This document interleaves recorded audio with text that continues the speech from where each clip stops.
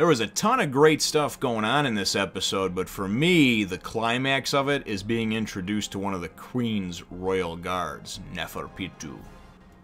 Hunter x Hunter, episode 84, A Fated Awakening. Whoa, this Neferpitou is going to be a pain in the ass. That's what I feel anyway. Well, hello, my brothers and sisters and hunters and chimera ants and royal guards and those loyal to the queen and those that make excuses for Togashi taking 2 years off at a time. I, as always, am Jim, here to bring you another review on the awesome and exciting and just action-filled tale that is Hunter x Hunter 2011.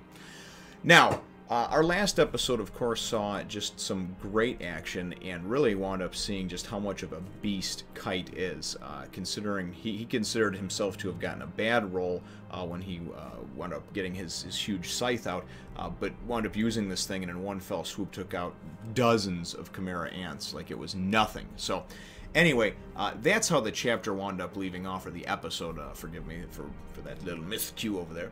But, and that's right where things pick up. Gon and Killua and Kite are running, because apparently when you're a hunter, you have that type of endurance. If you remember from the hunter exams, they had to run 80 or 100 kilometers or whatever the case was, like it was nothing.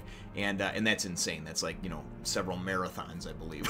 But anyway, the whole point being to it is that they have great endurance, obviously, with their abilities, and then being hunters. So as they're running towards what they believe to be, or where they think is going to be the queen and the queen's nest, they wind up, Kite can sense that there's enemies all around them. And it winds up being that Hagya, I think his name was, the one that looks like a lion. He looks kind of like Lionel from Thundercats, you know, like a poor man's Lionel. Him and a couple of his subordinates, one of them being this flying chimera ant called Flutter. Flutter is actually, the whole plan is Flutter and his group, his squadrons, are trying to push them a certain way to lead them into a trap, right? So anyway, we see very quickly that because of the tree cover and the speed at which they're moving, that Gon and Killua's attacks are pretty much near ineffective against these flying chimera ants that are coming after them. And Kite senses that they're being pushed in a direction anyway. So the whole, for me, there wasn't a lot with the human characters in this particular episode, but what we did get to see I thought was pretty cool, because as we then go and are taken maybe a mile away, lying in wait, is Hagya. I think his name is Raga, anyway. To me, he's just not, you know, he's not anybody that I like a lot, so for some reason the name keeps escaping me. But anyway, he's sitting there talking with one of his subordinates, you know, and he's saying, oh, we're going to lie in wait, and then we're going to attack and this and that. And she's like, dude, aren't you the king of the jungle? Why don't you just jump out and roar and fucking kill him, right? And he's like, be quiet, you know.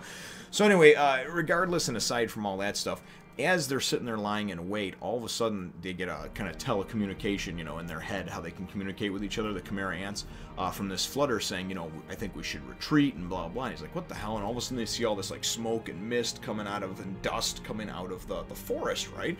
In the direction of where, you know, they know that their prey is that's coming towards them.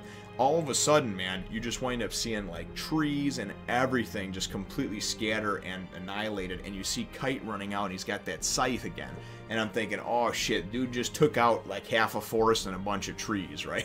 So, I mean, just absolutely insane, the power level that this guy has, and such a cool character, such a neat character, and a character that I'm really coming to enjoy as the series progresses over here. And you know, of course, he's only been in the last 7 or 8 episodes, but very, very cool, and just his whole look and demeanor, just this tall, thin, wispy sort of fellow, you know, just very, very neat.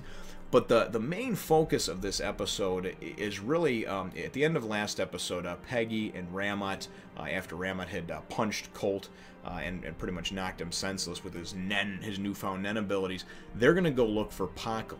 And I'm sorry, it's Pakal, not Panzu. I apologize for the 3 of you out there that bothered, but I just, you know, I got the 2 confused. They start with P's, and I had recorded a couple of reviews, so by the time I actually saw it not only in the comments, but actually when I was going and watching the episode again, because a lot of times I'll do that after I record my review, you know, just to see if kind of anything else soaked in, or I catch anything else that I missed. and I figured out that I made that little miscue, that little error, so I do apologize. But anyway, what winds up happening is they go into, you know, like the feeding chamber, I guess you would say, where all the bodies are being kept, storage or whatever, and there's this, like, butcher-like pig dude that's got a... It's really goofy, some of the characters in here, because some of them are terrifying, the other ones, again, it just reminds me of, like, a child's, like, video game, you know? And he's got this chef's hat on and everything like that, and apparently he's the butcher that butchers up all the humans. Now, they're asking for where Pakal is, and they identify him as 4-3, and he's like, I don't know. He's probably already fed to the queen. You know, her appetite grows with each day over here. I don't have time to mess around with some human that you guys say is rare. I don't care, right? So anyway, so this second, so what winds up happening is they're going in, and you see, because then they're thinking, well, maybe he escaped. What if Pakal escaped, right? Well, Pakal didn't escape, at least not, they're saying that the poison that he got, you know, it should knock him out for a month and this and that. We wind up seeing Pakal, though, has actually hidden underneath a pile of human remains, bones, and he's talking to himself, you know, talking about how he gave himself some kind of antidote, but even then he was so weak he was just barely able to drag himself over there. And the whole setup for this and everything is that all of a sudden, as this is going on, and Ramut, who I thought was going to be a big problem, Ramut goes and he's thinking in his head, and I got the power, I got this Nen power, I'm going to become stronger, I'm going to be the king, everybody's going to follow me. And all of a sudden, right, one of the sacks that holds the that holds the 3 royal guards, the queen's royal guards, one of them goes and bursts open, and out comes this kind of thin, wispy, almost cat-like creature. I don't know if it's a male, I don't know if it's supposed to be a female, and this is one of the king's royal guards, and to be honest, she or he or it does not look very imposing right off the bat, but Ramut can just sense the evil aura coming from this thing. And as, you know, and this thing could, like, overheard their thoughts and their conversation and everything else, immediately goes and looks over and is like, by the way, why is there a human hiding under the pile of bones? You know, and then Peggy and Ramut had no idea. Ramut winds up going and pulling Pakal out. And we see during the course of the rest of the episode, it's kind of setting the stage for, like, this just sadistic, ultimately evil character, this royal guard.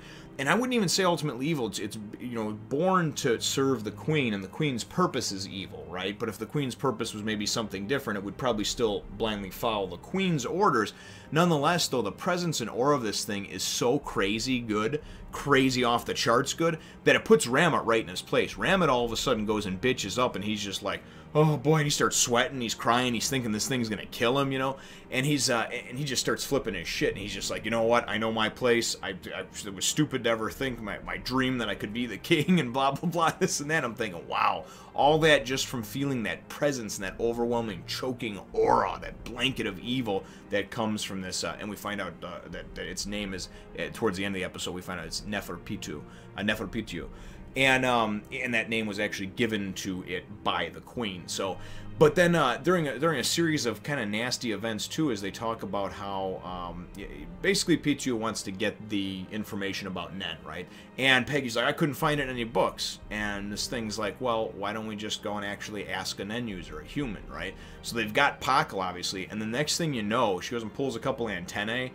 Antennas out of you know, one of the Chimera ants, and uses them as these like surgical needles to go into the whatever cerebral cortex that holds the memories, and basically like mind fucks Pakal. Pakal's sitting there butt naked, and she's just like like with knitting needles like in his brain, right?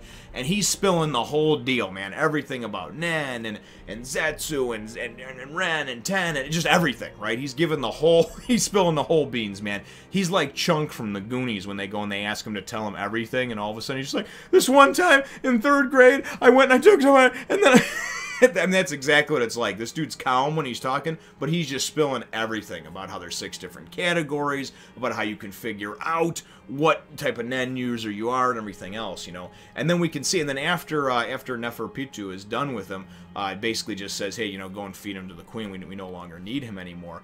So you end up seeing, again, some of the sadistic nature from just one of these 3 royal guards, and just how they can be, and again, very cat-like in its look and its feel and everything like that, and just that overwhelming, smothering aura.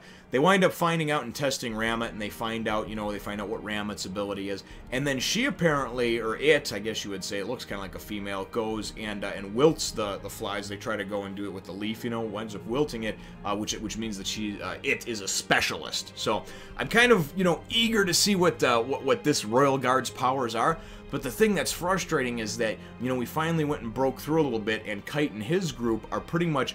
What happened is when Hagyu and his guys, Ragyu, whatever, backed off, they knew that they were overmatched. And they're like, alright, even though there's other ones of us that can learn this Nen ability and everything else, there will be stronger ones. But right now, we're overmatched. And you kind of felt like we were gaining a little bit of ground as humans, right? At least that's what I felt like. I felt like, okay, maybe there's actually a chance now. And then one of these Royal Guards is born. And the king hadn't even been born yet. It's one of the Royal Guards. And one of the Royal Guards is, I mean, is just so fucking scary that, like, Ramad, who, yeah, he was a regular soldier, but the dude had delusions of grandeur and some Nen ability woken up from his pores, you know? Even he was like, I want nothing to do with that.